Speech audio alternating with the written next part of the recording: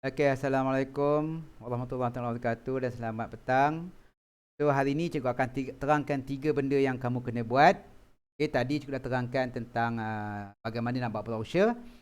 Terus video untuk kali ini cikgu akan terangkan untuk kamu buat pertama pengiraan kos, anggaran kos pembinaan. Kemudian yang kedua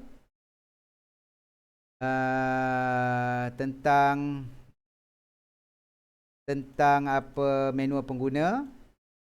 Kemudian yang ketiga tentang bibliografi ataupun rujukan. Okey, untuk pelajarannya itu jangan tanya cikgu bahan apa yang kamu nak pakai. Artifak ni kamu punya idea, kamu punya lakaran. So, sepatutnya apa bahan yang nak digunakan, kamu fikir sendiri. Cuma boleh tanya cikgu pendapat cikgu, sesuai tak bahan ni okey. Tapi jangan tanya cikgu, saya nak pakai barang apa? Itu jangan. Tanya cikgu, kalau saya pakai barang ni boleh tak? Itu tak apa. Okey? Kemudian bila kamu dah ada bahan, harga dia kamu dah ada. Contoh di sini cara pengiraan ni kan. Okey, contohnya keseluruhan bahan dia adalah RM53. Kos bahan. Ni hanya bahan sahaja. Kemudian sebab dalam kos pengeluaran, kita ada kos bahan, kita ada kos upah, kita ada kos sampingan. Okey? Kos upah dia buat di sini, seorang kerja 2 jam, sejam RM2. So kos upah dia RM4. Kos sampingan penggunaan elektrik dan air 4 tambah 1 RM5. So kos pembinaan produk adalah RM62. Jangan buat terlalu mahal. RM62 pun sebenarnya mahal ni. Tapi sebab dia buat beg dia besar. Macam kamu setakat macam Dave buat terus dawai, janganlah buat harga dia sampai 150. Siapa nak beli? Okey? Sebab terus dawai tu kecil, murah. Harga kena logik. Boleh? So kalau kamu lihat tadi Afiq dia jual 100, kos pembinaannya RM62. So logik lah. Dia bagi diskaun 20%, jadi RM80. So logik, dia masih lagi walaupun bagi diskaun, dia tetap lagi untung sebanyak RM18. Okey. Kemudian yang ini tak ada apa. Ini je kos. Kamu boleh ambil format ni tukar. Buat dalam A3. Sebab kita punya folio semua lah A3 Ada soalan tentang kos. Ni je kos. Sikit je. Okey? Tak ada. Kita pergi kepada yang kedua, iaitu manual pengguna. Okey? Manual pengguna. Ni contoh manual pengguna. Dalam manual pengguna, kamu mesti ada 4 benda. Okey? Ada 4 benda, iaitu yang pertama, cara-cara pemasangan. Cara-cara pemasangan bermaksud, kalau kamu beli barang tu dalam keadaan berkecai, bercerai. Okey, kamu terangkan macam mana nak pasang satu persatu. Terbaik kalau kamu dapat tunjuk gambar pun bagus. Tapi gambar kamu akan lukis dalam 1.37 ke 36 macam tu lah. Ada. Memang kamu kena buat lukisan ceraian. Macam mana nak mencantumkan produk kamu. Ada. Tapi dalam manual pengguna, dia suruh kamu terangkan cara-cara pemasangan. Contohnya dia kata pasang papan nipis pada bahagian rangka Shimano. Ini orang lain punya. Shimano ni dia buat alat memancing.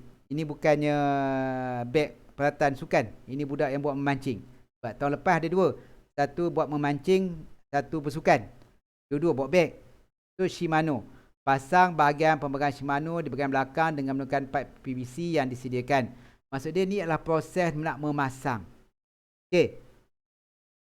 Dapat idea tak? Sebab barang kamu terangkan. Okey. Yang pertama, cara pemasangan. Yang kedua, cara penggunaan. Tadi dah ada dah fungsi kan. Tadi fungsi dalam browser dia terangkan ringkas je, sikit je. Tapi dalam manual pengguna, kita kena ajar pengguna macam mana menggunakan produk kita. So kamu kena cerita. Kalau boleh janganlah pendek benar. Okay, buatlah panjang sikit, merapu-rapulah sikit bagi panjang. Sebab apa, kalau panjang, bila pentaksir datang, dia tengok panjang, dia nak baca pun dia malas. Ini kalau 3 patah perkataan aja, mungkin jadi masalah pula. Okay, buat cara-cara nak menggunakan peralatan tersebut. Okay. Yang ketiga, nak cara-cara penyelenggaraan peralatan. Okay, kamu nak bagi pastikan peralatan kamu itu tahan lama, apa yang perlu kamu lakukan? Itu nama maksud dia penyelenggaraan. Contoh di sini, ini pun ayat cikgu semua ni, cikgu suruh orang tukar. Letakkan minyak pada bahagian bawah kotak. Okay, letakkan minyak pada roda. Kenapa letakkan minyak pada bahagian bawah kotak pun cikgu pun tak tahu. Apa alasan letak minyak bawah kotak? Kalau letak minyak pada roda tu logik dah juga. Tukar roda jika mengalami kerosakan. Ini contoh-contoh penyelenggaraan lah. So kamu bagilah paling kurang 3. Okay, boleh fikir kan? Okay, yang keempat, tip keselamatan. Semasa menggunakan artifak kamu, apa yang perlu dilakukan oleh pengguna, langkah-langkah yang perlu diambil dengan serius supaya tidak menyebabkan kecelakaan. Okay, yang ini dikata sebelum menggunakan fishing case, pengguna perlulah memastikan keadaan fishing case dalam keadaan yang selamat agar tidak berlaku sebarang kecelakaan semasa menggunakan. Perlu mengambil langkah-langkah berjaga-jaga ketika penyelenggaraan produk, walaupun penyelenggaraan ini sangat mudah kerana dia membahayakan jika tidak berhati-hati. Dia buat ayat merapu-rapu jugalah. Janji ada. Okay, itu tips keselamatan. 4 je kena ada dalam manual pengguna. Okay, dia syarat dia kena ada. Dalam dia tengok pada keadaan. Kalau nasib kamu tak baik, pentaksir tu baca. Okay, kalau nasib kamu baik, markah dia pun taklah berapa rendah dia bagi. Okey lah. Maksud dia majoriti pelajar paling rendah dapat 26/30. Budak SPM tahun lepas. Okey. Ada soalan tentang manual pengguna. 4 benda yang kena ada. Cara-cara pemasangan, cara-cara penggunaan, cara-cara penyelenggaraan produk dan tips keselamatan yang kena ada. Ada soalan? Kena ada. Tak apalah, barang kamu kan bercerai. Betul? Kamu ada macam, kan kamu barang kamu ada macam-macam benda kan bercerai. Dia bukan barang kamu sampai, melainkan kalau kamu kata kamu punya barang batang pipe PVC je. Cikgu, saya punya barang alatan saya pipe PVC. Mana nak pasang apa kat pipe PVC? Tapi kamu punya, kan kamu punya boleh patah, boleh bengkok, boleh apa kan? Betul? So dia ada banyak bahagian kan? So kamu ceraikanlah bahagian A, mula-mula cantumkan bahagian A dengan bahagian B, ikat skru, kemudian bahagian B disambung dengan bahagian C. Ada maksud kalau dapat gambar tu lagi cantik lah. Cuma gambar tu ada dalam 3.8 ke 3.7 macam tu lah cikgu rasa. Ada dalam tu. Okay. So melainkan kalau barang kamu tu seketui, macam kamu kata cikgu, saya punya produk pipe PVC sebatang je. Itu nak pasang apa? Tapi kamu kan boleh lipat, boleh bengkok. Kemudian ada tali kan. Betul? So itulah maksud dia. Ada lagi? Kalau tak ada, last sekali. Last sekali paling senang lah. Yang ni, pada syarat dia kena ada rujukan ataupun bibliografi. Kita ada 2 rujukan bertulis dengan rujukan internet.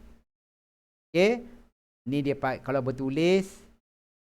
Okay, dia pakai bawah nama cikgu.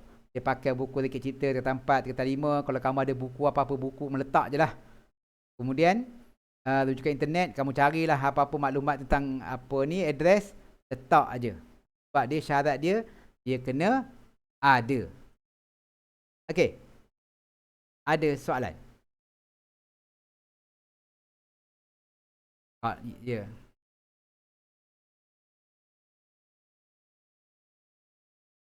Janganlah tulis nama kedai. Tengok nama kedai. Tapi sekejap kalau tengok dekat kedai, tak adalah Dave. Kamu tipu je lah Dave. Carilah alamat apa-apa Dave.